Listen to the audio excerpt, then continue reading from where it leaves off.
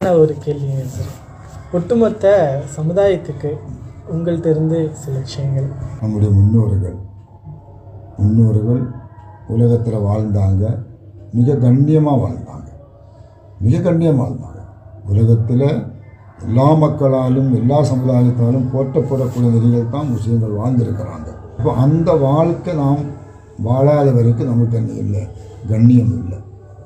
லாயசிரகு ஆகிர ஹாதிகில்லுமா இல்லாமா சலஹபிஹி அவ்வருவம். அதான முன்னோர்கள் வாழ்ந்த அந்த வாழ்க்கையை நாம் முழுமையாக கடைபிடிச்சா தான் அந்த கண்ணியத்தை நாம் பெற முடியும். நாம் கொஞ்சம் பின்தங்கிட்டோம், எல்லாமே பின்தங்கிட்டோம். எல்லா விஷயத்திலுமே விவாதத்து மட்டும் இல்லை, கொடுக்கல் வாங்கல் பேச்சுக்கள் நடைமுறைகள் உடைகள் எல்லாமே நாம் என்ன பண்ணோம், மாற்றிட்டோம். அதனால் நமக்கு சில பாதிப்புகள் ஏற்பட்டிருக்குது.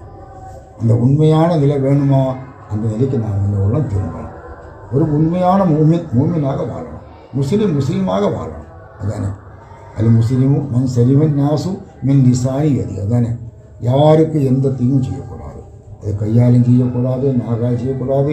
யாருக்கு எந்த சமுதாயத்துக்கோ எந்த மொழி பேசக்கூடியவங்களுக்கோ எல்லாம் சகோதரர்கள் தான். அதானே எல்லாம் சகோதரர்கள் தான். எந்த மதத்தை சமுதாயம் இருக்கட்டும், எந்த மொழி பேசட்டும், எல்லாமே சகோதரர்கள். அவங்கள்ட்ட என்ன பண்ணணும், நம்ம அன்பாகவும் இப்படி பண்பாகவும் பழகணும். மாறுபட்ட கருத்துக்கள்னு தீவிரமான எண்ணங்கள் இப்படியெல்லாம் வர்றபோது தான் நாம் என்ன பாதிக்கப்பட்டிருக்கிறோம். ஒரு காலத்தில் இருந்தது இல்லையா, நம்ம பார்த்துருக்கிறோம்.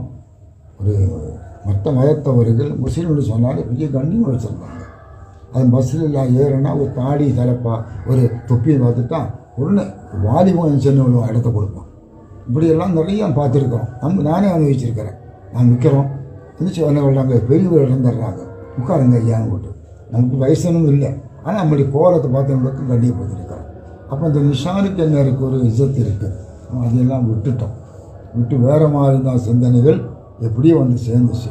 இதுதான் சமுதாயத்தினுடைய இப்படிக்கு தோல்விக்கு காரணமாக இருக்கும்.